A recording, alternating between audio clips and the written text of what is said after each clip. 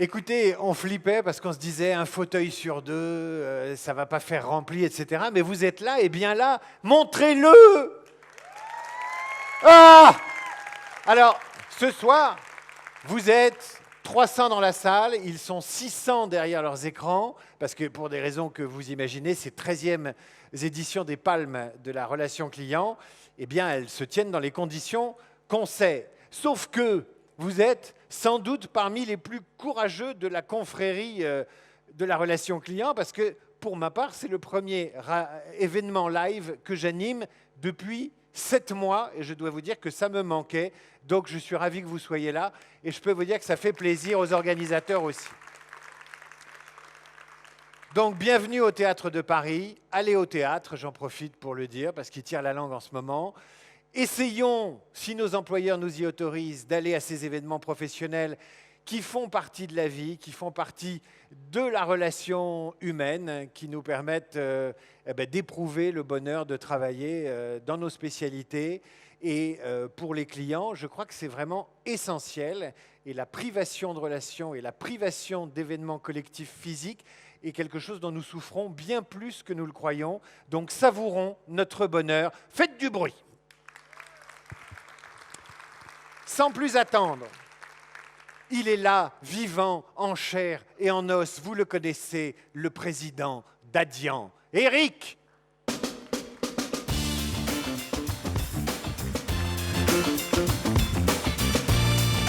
Bonsoir David, bonsoir à toutes et à tous, surtout à ceux qui sont dans la salle et ceux qui nous regardent à distance, je suis ravi de vous revoir. Alors évidemment, je n'arrive pas à découvrir tous les visages, vous nous voyez, mais nous, on n'arrive pas à vous reconnaître.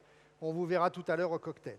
Bon, la crise sanitaire nous a appris à séparer le superflu de l'essentiel. Il était essentiel que tu sois là, qu'il soit là.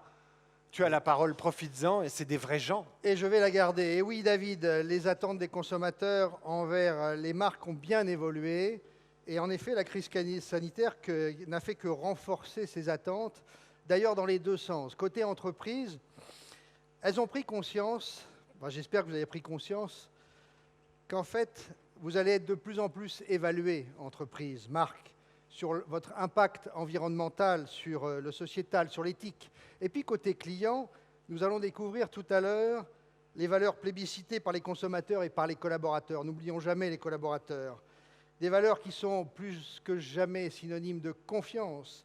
Alors, vous l'avez deviné, pour la 13e cérémonie des Palmes de la relation client, nous avons choisi comme thème ce soir « Dessine-moi des valeurs ». Avec, vous voyez dans ce dessin, une petite allusion bien sûr à Saint-Exupéry. Donc, dessine-moi des valeurs, c'est notre thème. Il faut leur dire, parce qu'elle n'est pas évidente. Non, elle n'est pas évidente à connaître. Il faut leur dire. Vous reconnaissez la queue, la queue du renard. Est-ce que vous vous voyez l'allusion à Saint-Exupéry ou pas? Quelqu'un la voit? Dans la queue du renard, David. La queue du renard dans le V des valeurs. Ils ont tous lu Saint-Exupéry. Non, mais je pense que tout le monde s'en était aperçu. C'est une très vous belle avez queue. Compris, voilà, prenez des photos. Vous très avez belle queue de compris renard. Aujourd'hui que les valeurs, ça permet de renforcer la confiance. Et renforcer la confiance, on en a bien besoin, cher David, alors dans justement, cette période si difficile. Oui, je sais que c'est difficile, mais on n'est pas non plus là pour larmoyer. On va faire la fête ce soir, on va la faire selon les contraintes que nous connaissons. Mais tu nous parles de la confiance. Quels sont les facteurs de la confiance et qui construisent ces éléments de valeur? Oui, alors la confiance des consommateurs et des collaborateurs, on insiste bien, repose sur 4 leviers. Leviers que les entreprises peuvent utiliser, bien évidemment. C'est d'abord l'humain, c'est l'environnement, c'est le collectif, c'est le digital. Alors l'humain, ça véhicule la loyauté, le respect, la transparence. L'environnement, c'est le durable, c'est le local, la proximité, on en reparlera tout à l'heure. Le collectif, c'est la solidarité. Et le digital, c'est fait pour simplifier les parcours clients, apporter de la sécurité et aussi un petit peu d'agilité pour les entreprises plus ou moins grosses. Alors, ce que je viens de vous dire, en fait, ce n'est pas moi qui le dis, ce sont les clients, ce sont les collaborateurs qui ont été testés, qui ont été analysés dans une enquête, dans une étude que nous avons réalisée avec le groupe Cision, que je salue. Je remercie Cision pour cette étude. Salut Cision. Salut Cision. On retrouvera ces éléments tout au long de l'année, puisqu'on va suivre en fait cette enquête sur le site de la FRC. Et d'ailleurs, autour de ces leviers, on a pu dégager 3 tendances. L'année dernière, vous m'aviez dit, est-ce qu'on peut dégager des tendances de tout ce qui sort des études? Oui. Je te le redis. Est-ce que tu peux dégager 3 tendances? Alors, je dégage 3 tendances. Vas-y. Première tendance, c'est le développement durable qui revient en force. Bon, ça, vous n'étiez pas, dans les critères d'achat, vous n'étiez pas très... Bon, vous n'aviez pas beaucoup d'illusions là-dessus. Donc, aujourd'hui, le développement durable, vous avez intérêt, vous, Marc, à le placer en numéro 1 et à suivre cette tendance. Je vous donne quelques chiffres rapidement. 79% des consommateurs changent leur préférence d'achat en fonction de la responsabilité sociale et environnementale. Donc, c'est la responsabilité. 66% des clients français sont influencés par des actions, c'est la sincérité. 57% des Français pensent que la priorité d'une marque, c'est la contribution aux enjeux de société, c'est l'intégrité. Donc, intéressez-vous au développement durable, messieurs et mesdames. Peut-être une deuxième tendance? Je te le demande. Deuxième tendance, alors là, ça revient cette année très fort, c'est le Made in France, le local, la transparence. 68% des Français veulent augmenter leur consommation avec des produits locaux. Vous me direz, on mange bien en France, donc ça tombe bien. 53% des Français attendent aussi de la transparence des entreprises et de la simplicité. Et la troisième tendance qui ressort de cette étude, c'est redonner du sens. On a tous entendu parler de la raison d'être des entreprises, agir dans l'intérêt commun. Donc 56% des salariés nous demandent de l'honnêteté à l'entreprise et de la transparence sur sa gestion du Covid. Et 2 Français sur 3 affirment que leurs décisions d'achat sont directement liées sur la valeur sobriété. Alors, je crois que vous aimez bien la sobriété, monsieur Abiker. Exactement, comme un chameau. Alors, une fois que vous avez identifié ces tendances, qui sont des tendances sociétales, qui sont liées aux consommateurs, comment on avance en entonnoir vers vos préoccupations de la relation client? Alors, l'entreprise nous a donné ces 3 tendances à suivre. Eh bien, nous aussi, la FRC, on va se les appliquer. On se les a appliquées dans un plan Ambition 2023 présenté au conseil d'administration avec 3 actions que nous allons mener ensemble. Donc, on va créer un label Service France Garantie Relations Clients, vous en entendrez parler. On va valoriser tout ce que font de bien les entreprises sur le territoire national. Deuxième action, c'est la valeur client. On va essayer de mettre en corrélation la valorisation d'une entreprise par l'expérience client avec un groupe de travail qui s'appelle Valeur Client. Et troisième action, qui est importante pour nous aussi, c'est créer une académie à FRC, intégrer un certain nombre de formations pour, là aussi, valoriser les métiers et suivre l'évolution de ces métiers à l'ère de l'intelligence artificielle. Donc, 3 actions, c'est le plan Ambition 2023 de la FRC. Bien. Alors, les valeurs, vous allez les voir défiler devant moi. Vous les connaissez tous, transparent, honnête, sobre, sincère, simple, intègre, respectueux. Eh bien, nous avons ça comme boussole dans la tête, mais nous nous inspirons aussi tous ensemble de ce qui se passe sur le terrain. Et je voudrais tout d'abord remettre en début de cérémonie une palme coup de cœur à une entreprise, à une organisation, à une personne qui est de terrain. C'est le jury de la FRC, le jury des palmes qui l'a décidé, cette palme coup de cœur, parce que cette entreprise, elle nous inspire, parce que nous avons besoin d'être plus que jamais autour d'elle, parce qu'on a besoin d'elle de plus en plus, et M. Abiker surtout, parce qu'eux aussi ont connu des difficultés, ils nous l'ont dit.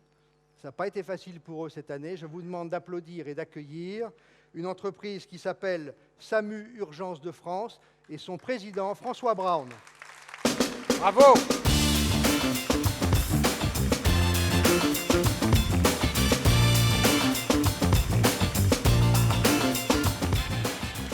François Braun, c'est un plaisir de vous avoir, c'est un honneur. Je pense que ça fait du bien à tout le monde dans la salle d'avoir le président du SAMU et à travers lui un représentant de la profession médicale sur laquelle les Français peuvent compter. Contrairement à toutes les conneries qu'on entend sur les plateaux télévision, les Français savent. Et merci pour eux, si je puis me permettre. Merci. Alors, vous avez fait votre photo avec Éric Dadian. Est-ce qu'elle est faite? Ne vous collez pas trop l'un sur l'autre. Je lui remets. Alors, est-ce que je peux lui donner? Oui, ça, tu peux quand même. Il va la désinfecter après. Je n'ai pas le Covid. J'ai été testé. Regardez bien, c'est Jean-Claude qui fait la photo.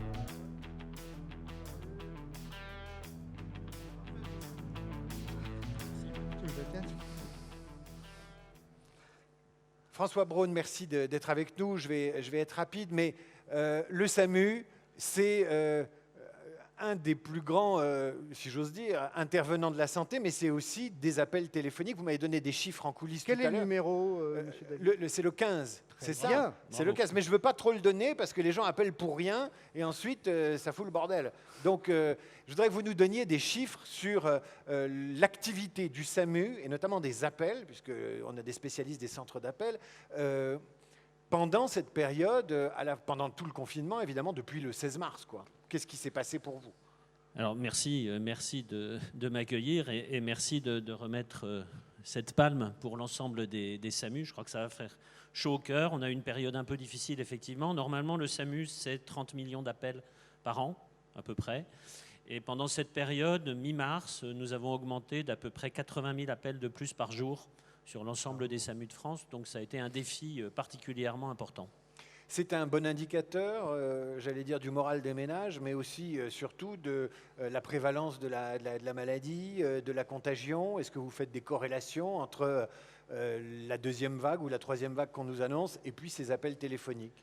On a pu montrer que le pic d'appels, mi-mars, a précédé d'une dizaine de jours la surcharge des services de réanimation dans les 2 régions les plus touchées. Donc c'était un très bon indicateur. Maintenant, nous ne sommes plus dans la même situation. C'est difficile de parler de vagues, mais ce qui est certain, c'est que la mer monte. Il y a une vraie marée qui monte et il faut mettre les digues maintenant avec les gestes barrières. Bon, donc on a raison d'être masqué. On a aussi raison de se retrouver parce que je pense que le coût social de la séparation est énorme, même s'il y a un coût social à la non-protection, mais on est sur un chemin de crête. Effectivement, il ne faut pas tomber ni d'un excès ni dans l'autre. On a vu beaucoup de choses, on a entendu beaucoup de bêtises. Il faut être raisonnable, c'est ça qui est important. Ici, on voit bien que tout le monde est raisonnable, le port du masque, la distanciation physique, se laver les mains. C'est des choses extrêmement simples, mais qui vont nous permettre de continuer à vivre et puis qui vont éviter que nous revivions ce qu'on a vécu au mois de mars. Franchement, on n'a pas envie de revivre la même chose. Ben nous non plus. Je crois qu'on peut applaudir François Braun et à travers lui le SAMU. Merci. On est vraiment très honoré d'avoir François Braun. Je vous fais une confidence. Excusez-moi au premier rang pour les postillons, je suis désolé. Ils ont une valeur particulière en cette période. Je me recule. François Braun, il va rester jusqu'au cocktail. Faites comme moi, profitez-en. Il est urgentiste de formation et il continue à exercer. C'est-à-dire que moi qui suis hypocondriaque, je lui ai posé 1000 questions. Donc vous n'êtes pas sorti d'affaire, mon vieux. Merci à vous et bravo François Braun et au SAMU. Éric, on va parler du menu, mais avant, vous avez voulu rendre hommage à quelqu'un ce soir. Oui, merci de me donner cette occasion. Donc, nous avons voulu rendre hommage à Laurent Biojou. Vous reconnaissez Laurent sur cette photo avec les 3 fondateurs. Donc, nous avons créé ensemble, avec Corinne et Christophe qui sont devant, nous avons créé ensemble en 98 la FRC. Bon, Laurent nous a quittés au mois d'avril de façon brutale. Je voulais rendre hommage et surtout, j'ai une pensée pour sa famille, pour sa femme et ses 4 enfants. Je crois qu'il y a ces 2 filles qui sont dans la salle, Clémence et Camille. Je ne sais pas si elles peuvent lever la main. En tous les cas, voilà, nos vœux vont vers vous très chaleureusement. Vous pouvez être très fiers de votre papa. Salut Laurent.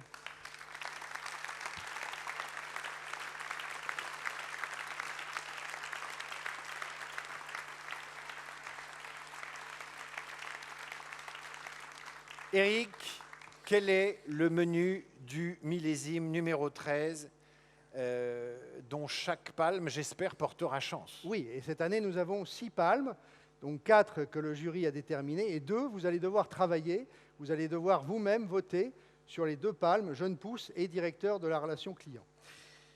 J'en profite pour remercier chaleureusement aussi tous les partenaires qui nous font confiance depuis tant d'années. Je vais citer Orange Business Services, EDF et Comdata. Merci beaucoup de votre fidélité. Sans vous, évidemment, cette cérémonie ne pourrait pas avoir lieu. Et merci à tous les autres. Je ne vais pas les citer tous, mais vous les voyez apparaître. Merci à vous tous. Je voudrais remercier aussi très chaleureusement le jury qui est devant et qui nous a permis aussi de déterminer cette année les lauréats.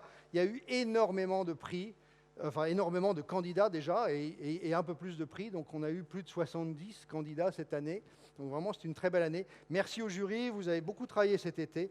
Merci à vous tous, on les applaudit. Merci beaucoup.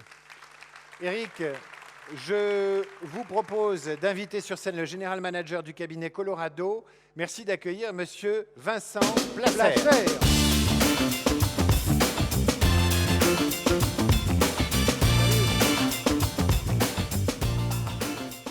essayez de vous placer de façon équidistante à Éric Dadian et moi. On respecte C'est-à-dire le grosso 1,50 m de chaque côté. Vous êtes au centre, donc vous avez la vedette, disons-le.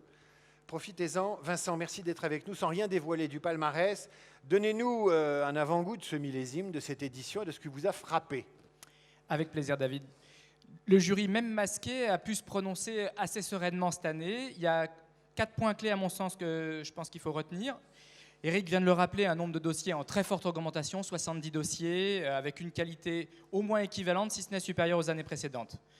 Une très grande diversité sectorielle, je dirais dans un second temps, la présence du secteur du retail et du e-commerce, qui a peut-être entendu notre appel de l'an dernier, des secteurs qui ont été pourtant très frappés par le confinement, comme le tourisme ou le transport, qui ont aussi présenté de beaux dossiers, et des secteurs plus traditionnels, comme l'assurance et les télécoms.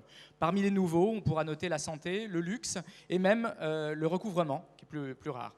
Voilà. Donc, en troisième point, je dirais que après 3 ans de création, la palme de l'engagement citoyen a vraiment atteint un niveau qui fait que les dossiers rivalisent en innovation avec ceux du secteur privé. Ça, c'est le point clé. Et le dernier point, c'est qu'elle était nouvelle cette année, Éric l'a également rappelé, la palme de l'engagement a très vite trouvé un écho auprès de la profession avec des dossiers qui mêlaient des programmes très complets, l'autonomie des collaborateurs, également tout ce qui était autour de l'agile, donc des dossiers très intéressants. Pour toutes ces raisons, les débats ont été très serrés et tous les dossiers récompensés ou sur le podium cette année sont des initiatives à fort impact. Quand vos petits-enfants ou arrière-petits-enfants en 2050 vous diront « Papy, qu'est-ce que tu retiens de l'édition 2020 ? Comment c'est possible qu'il y ait eu dans un tel merdier autant de dossiers de candidature ?» Oui, alors c'est vrai que du coup, dans cette année, le premier point, c'est qu'il y a effectivement eu un impact du Covid sur cette édition. Et si les équipes de la relation client ont été aussi au premier point, c'est elles qui nous ont permis de passer un petit peu le confinement. Je me souviens de tribune de votre part à ce sujet. Et du coup, c'est vrai qu'il y a eu beaucoup de dossiers qui ont mis en avant des initiatives spécifiques dans cette crise. Typiquement, une municipalité, par exemple, qui a mis en place un système de e-service et une ligne téléphonique pour aider à la distribution des masques, ou une entreprise qui a mis à contribution certains de ses clients pour appeler bénévolement d'autres clients peut-être jugés plus précaires. Donc ça, c'est déjà un premier renseignement. Il y a eu une de cette partie. L'autre point, c'est que le thème des valeurs a beaucoup résonné avec les dossiers et certaines initiatives étaient enclenchées bien avant qu'on sache qu'on aurait cette crise sanitaire devant nous en 2020. Et donc, du coup, on a vu arriver des dossiers assez solidaires avec la transition écologique, des sujets comme l'aide aux plus précaires, l'aide au handicap, et un certain nombre de dossiers qui sont, de ce point de vue-là, au travers de toutes les palmes, pas spécifiquement sur des sujets qui étaient le plus fléchés. Donc ça, c'était un point important. Et je pense que dans une période où on a vu, il n'y a encore pas si longtemps, que la relation client était considérée comme un centre de coût, je trouve que de voir aujourd'hui que c'est aussi un levier de développement de la performance économique des entreprises et en même temps celui de l'intérêt général, je trouve que c'est plutôt réconfortant et des événements comme ceux-ci y contribuent. J'ajouterais, mon cher David, que enfin l'expérience client devient au contraire un élément du mix marketing fondamental, et dans l'économie française, on voit que les entreprises se transforment par l'expérience client. Donc on a eu beaucoup de dossiers cette année parce qu'elles considèrent l'expérience client aujourd'hui comme une valeur de leur entreprise. Et ça le prouve. Bon, tout cela me semble Merci très clair. Beaucoup. Vincent Placère du cabinet Colorado, merci à vous. Merci de nous avoir éclairés sur ce millésime-là. Maintenant, nous allons découvrir les gagnants. Attention. Merci. Et il est temps de remettre les premières Vincent. palmes dans la catégorie annoncée, sachant que cette année, il y a, Éric, une grande nouveauté. Grande nouveauté. Donc vous allez, à la fois dans la salle et à distance, vous allez voter pour la palme du directeur ou de la directrice de l'année. Donc 50% de la note a déjà été attribuée par le jury. C'est vous qui allez attribuer la deuxième partie de cette note, donc les 50% restants. Donc on compte sur vous, votez en live, tous ensemble. Vous êtes 300 dans la salle et 600 à l'extérieur. Donc 900 personnes vont pouvoir voter ce soir. Donc on m'a dit de donner le mode d'emploi du vote pour ceux qui sont derrière leurs écrans, mais pour vous dans la salle aussi. On m'a dit de bien regarder la caméra que je ne vois pas, mais je vais essayer comme ça. Nous avons donc ici tous les professionnels à distance ce soir, et ceux qui sont dans la salle, ils vont pouvoir voter pour celui ou celle qui sera le directeur ou la directrice client.e, cliente-client. Hein. Pour voter, c'est très simple. Vous allez sur le site avec votre smartphone, palm.afrc.org. Dans l'onglet « Voter », vous avez tous les éléments. Je rappelle que les salariés qui travaillent pour le candidat, qui sont de sa famille, qui ont un conflit d'intérêts avec lui. Amant, maîtresse, victime d'escroquerie, dette de jeu, vous ne pouvez pas voter pour les gens de votre boîte, ce qui me paraît tout à fait logique. Maintenant que les modalités sont présentées, je laisse Julie. Alors, je vais vous présenter Julie. Julie, c'est The Voice. C'est elle qui vous raconte l'histoire des 10 candidats directeurs, directrices de la relation client-cliente. Vous racontez qui ils sont avec des verbatims, des photos. Vous allez voir, vous avez 10 personnes exceptionnelles. Julie, si tu m'entends, c'est à toi. Pas facile à départager. Les nominés pour l'élection de la Palme Directeur Client 2020 sont David Dessouche, Directeur Service Client Carglass. Pour David, l'univers client gravite autour de 2 piliers clés, la réactivité et la qualité. L'humain doit être et rester au cœur du réacteur pour apporter au client la chaleur, le sourire, le contact, l'écoute et de l'agilité pour faire la différence. Christophe Famechon, Directeur de la relation client à distance Fnac Darty. Grâce à une organisation autogouvernée, les équipes de Christophe mettent en place des principes de fonctionnement tout en ayant une vision globale sur les informations clés. Modèle de rémunération, recrutement, parcours client, de nombreux sujets sont désormais dans les mains des collaborateurs. Ebrahim Melal, Directeur de la relation client du groupe Apicil. Pour Ebrahim, l'intimité avec les clients ne se décrète pas, mais se construit dans le temps avec de l'imagination et un travail minutieux pour simplifier les parcours et unifier les offres. Il défend la relation client hybride et augmentée par l'IA. Christine Maté-Catella, DGA en charge de la relation sociétaire à la Maïf. L'important dans l'expérience client, c'est l'empreinte qui subsiste dans l'esprit du client après une ou plusieurs interactions avec la marque. Si cette émotion est positive, l'expérience client est réussie et le client devient ambassadeur de la marque. Laurent Pluchon, Directeur de la relation client Chronopost. La vision de Laurent, l'expérience client se résume par la capacité du client à parler positivement de son histoire avec la marque. Elle doit être incarnée, simple, efficace et doit être une force marketing au bénéfice de la marque. Angélique Gérard, Directrice de la relation client du groupe Iliad. L'expérience client, c'est transmettre ce désir de communiquer des émotions sincères, dans l'enchantement et cultiver les bonnes pratiques pour que l'assistance soit toujours synonyme d'aider avec le cœur et dans une logique de mise en avant de l'intelligence collective. Thierry Pernet, Directeur des opérations Pôle Digitalisation et opérations chez CNAS France, Comité national d'action sociale. Thierry a rassemblé les départements de l'entreprise autour de l'excellence client en initiant et pilotant les projets de transformation. Catherine Veillet-Michelet, Directrice de l'expérience client et de l'innovation chez Bayard Presse. Pour Catherine, l'expérience client, c'est la mise en œuvre opérationnelle du souci de l'altérité, c'est-à-dire savoir se mettre à la place de l'autre, le client, et aussi réussir à enthousiasmer ses équipes. Eric Poise, Directeur de la relation client Europe du groupe Pierre et Vacances, Center Parks. Pour Eric Poise, les métiers de la relation client n'ont pas d'équivalent en matière de prolifération d'initiatives et de solutions innovantes. Ainsi, l'accès aux data vont nous permettre de bien comprendre le besoin du client et l'anticiper pour qu'il garde un souvenir mémorable. Célia Staub, Omnichannel Client Relation Director, Kering. Quand Célia parle d'expérience client avec son équipe, elle parle d'état d'esprit collectif qui doit animer toute l'entreprise de façon transversale. Une bonne expérience client pourrait se définir comme une somme d'opportunités de faire plaisir, de surprendre et de transmettre des valeurs.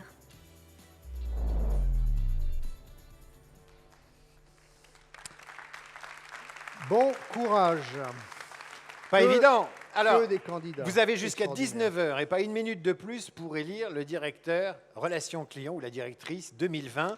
Sachez qu'il y a un cadeau, puisque parmi ceux qui vont participer à cette élection, donc tout le monde, parmi les votants, nous allons tirer au sort des personnes chanceuses, pas des gens qui n'ont pas de chance. Non. On ne sélectionnera que Que des des gens chanceux. chanceux qui vont gagner de nombreux cadeaux. Et c'est à toi, Père Noël, Père Dadian, Oui. de nous dire de quoi il s'agit. Donc, vous pouvez gagner comme cadeau une adhésion 2021 de la FRC, ce n'est pas rien. Un déjeuner avec le président Dadian, quelle chance, ou, Ah, ça. et ou le directeur de l'année ou la directrice de l'année. Je peux vous dire que monsieur sait recevoir. Absolument. Bon, voilà. L'organisation d'un webinaire ensemble. Et puis, enfin, des abonnements avec les Échos, qui est notre partenaire cette année. Excellent journal. Je ferme la parenthèse.